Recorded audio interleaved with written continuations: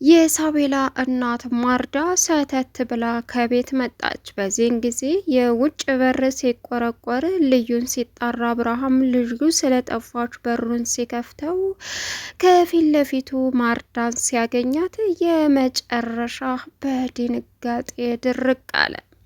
ማርዳም አቢ አለችው። ምን አላት? ሁለታቸውም እንግዲህ በለቅሶ ተዋጡ። ማርዳ አሁን ላይ አብርሃምን ስታየው የተሰማ ስሜት የተለየ ነበረ። በሚገርም ሁኔታ አብርሃም አሁንም ፍቅሩ ስላለ ለምን ጥለሽኝ ሄርሽ የሚልም ጥያቄ ሳይቀበላት እንግዲህ ማርዳ ምን ሆነሽ ነው እንደዚህ የተበሳቆልሽው በማለትም ሲጠይቃት እንግዲህ ወደ ውስጥ ማስገባት። ማርዳ ወደ ውስጥ ስትገባ እጅግ ውርደታቸው ይፋ የወጣው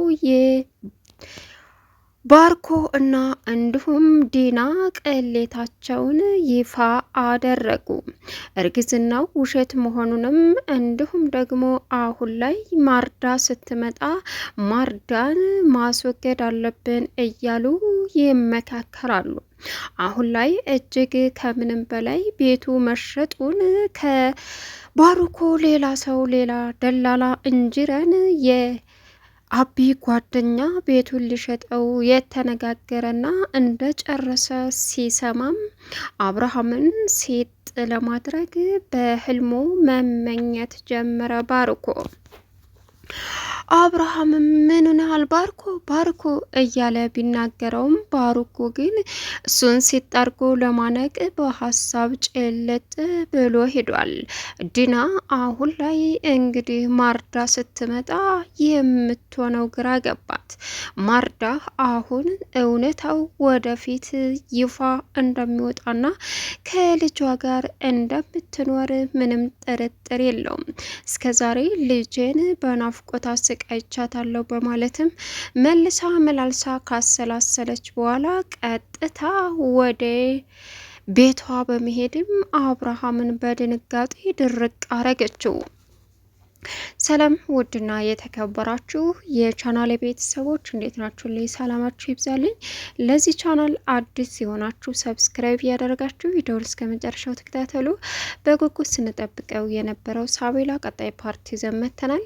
እንግዲህ ሳቤላ እጅግ በሚያሳዝን ሁኔታ እናቷን የልዩ አክስት ናት በሚለው ተገናኝታ መታ ነበረ።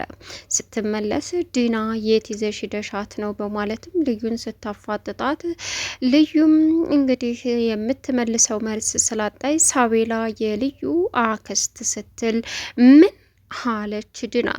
የልዩን አክስት ሄደን አግኝታናን እኮ እንዴት ተመቸ መታ አጋጣሚ ነው በማለትም ልዩ ስታራ አንቺን የጠየቀሽ የለም ዝም በይ ልጄ ታውራበት በማለትም ድና አሁን ላይ ልዩን እንግዲህ ለማዋረድ እንዲሁም ደግሞ የምታሴራው ሴራ አለ ብላም ልዩን ቀንደኛ ጠላቷና የምታፍርባት እንዲሁም ውርደቷን ይፋ የምታረግባት ስለሚመስላት ልዩን በጣም ትጠላታለች። በዚህን ሰዓት ሳቤላም እንግዲህ አው የዲና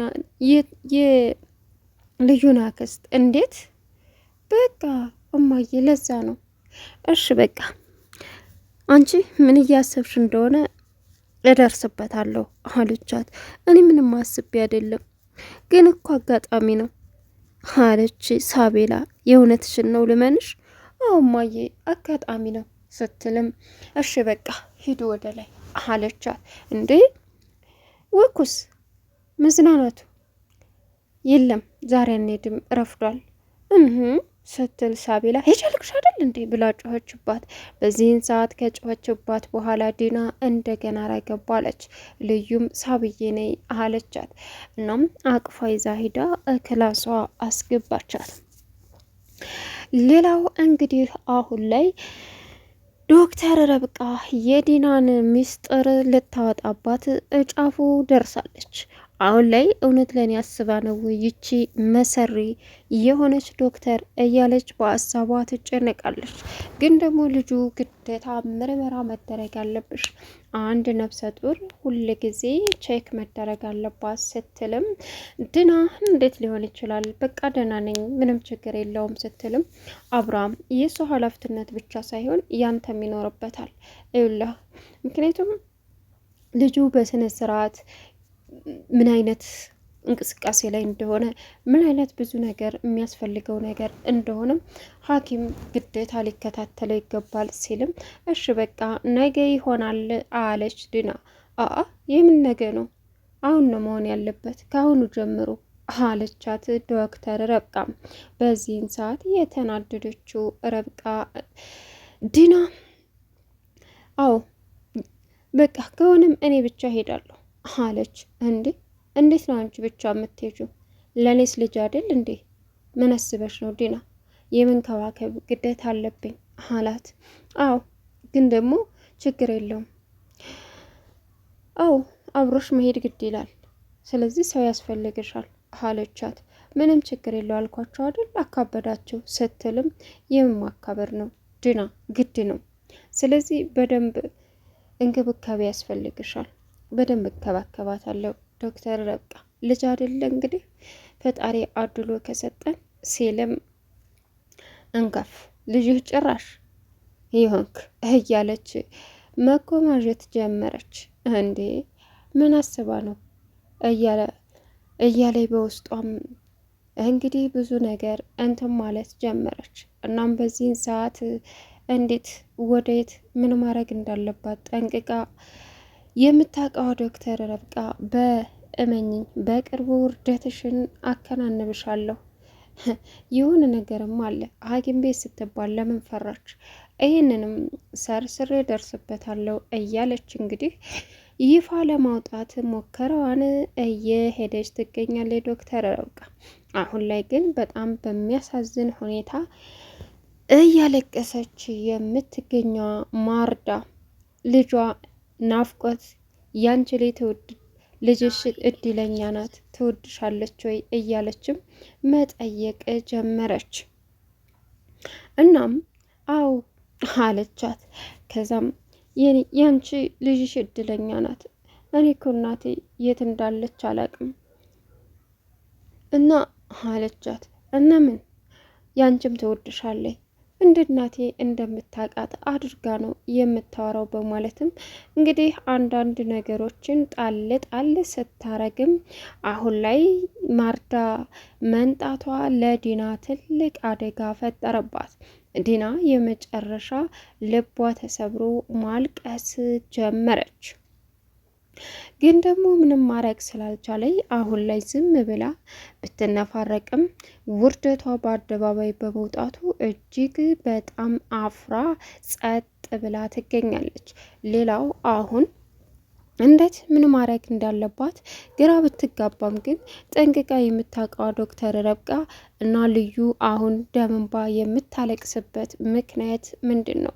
ይህ ልዩ ደም እንባ ያለቀሰችበት አሁን ላይ አብርሃም እንግዲህ ባርኮ እዛ ሲጠርጎ ይዞ ቤተሰቦችን ልቀቃት፣ እህቴን አለቀኳትም፣ ካለቀካት ታዳ ችግር ይፈጠራል፣ ምን ልታመጪ ለአብርሃም ልትነግሪው እያለ ማሰቃየቱን ቀጠለ። ስምሙነታችን እንደዛ መስሎኝ እናቴ ልለቅልኝ አይደል እንዴ ለእህቴንም ልለቃት የዋሸውት ስትለውም ምን አባሽ ልታመጪ ነው እያለ ባርኮ ልዩን ማሰቃየቱን ቀጠለ። ከዛም አብርሃም ከሳቤላ ጋር ሳቤላ ክላስ ቁጭ ብሎ ማሳጅ እያረገችው ተኝቶ ማሳጅ እያረገችው እንግዲህ አባ ልዩ አክስት አላት እንዴ አለችው። ማለት ዛሬ አክስቴ ናት ብላ አስተዋወቀኝ፣ በጣም ደስ የምትል ናት። ከዚያ እሷን ታውቀን ስንመጣ ድና አገኘችን አለች። ድና ከፊት ለፊት በር ላይ ነበረች። አባትና ልጅ እያሙኝ ነው እንዴ በሌለውበት አለች። ኧረ አንችላናማም አለና አብርሃም ካልጋው ላይ ተነስቶ ለመሄድ ሞከረ። እኔ ስመጣ ነው የምትሄደው ታዲያ? አይ አይደለም፣ ይገርማል። ቀረብህ? ባርኮ ጋር ልሄድ ነው። ባርኮን ላወራው ፈልጋለሁ አላት። አለ? አዎ አለ አለች። እኔ ከልጄ ጋር ዘና ላለሁ እያለ ዲና ማስመሰሏን ቀጠለች። ግን ደግሞ እናቴ ብላ የምትመጣው እንግዲህ ልጄ ብላ የምትመጣው ማርዳ አሁን ላይ የዲና ራስ ምታት ሆናም ትገኛለች። ይህን ዶክተር ርብቃና አብርሃም እንግዲህ ዲናን ወደ ሆስፒታል መሄድ አለብሽ ስትልም ቆንጆና ጠንካራ ዶክተር ቤታችን ውስጥ ስላለ የትም መሄድ አይጠበቅብኝም ስለዚህ አለችው። ቢሆንም ጠንካራና የቤት ማለት ሙሉ ማተሪያዎች ያለበት ሕክምና እንዲሁም ደግሞ የአጥንት ስፔሻሊ ቢያይሽ ጥሩ ነው። እኔ በምችለው ደግሞ በቃ ከጎንሽ ነይ ዲና አለቻት ዶክተር ረብቃ። እሷም ይቺ መሰሪ ምን አባቷ ፈልጋ ነው እያለች እንግዲህ መንጎዳጎዷን ቀጠለች። በዚህን ሰዓት ዶክተር ረብቃን ይቺ መሰሪ የሆነ ነገርማ አስባለይ ማለቷንም ቀጠለች። ነገር ግን አሁን ላይ እንግዲህ ልዩ ለሙልጭ ስትደውልም በእርግጥ ባርኮና ልዩ ተፋጠው አብርሃም ሲደርስ ልዩ አንቺ ደግሞ እዚህ ምን ታረጊያለሽ አላት። ባርኮ ስትል እያለ ባርኮ መስፈራራቱን ቀጠለ።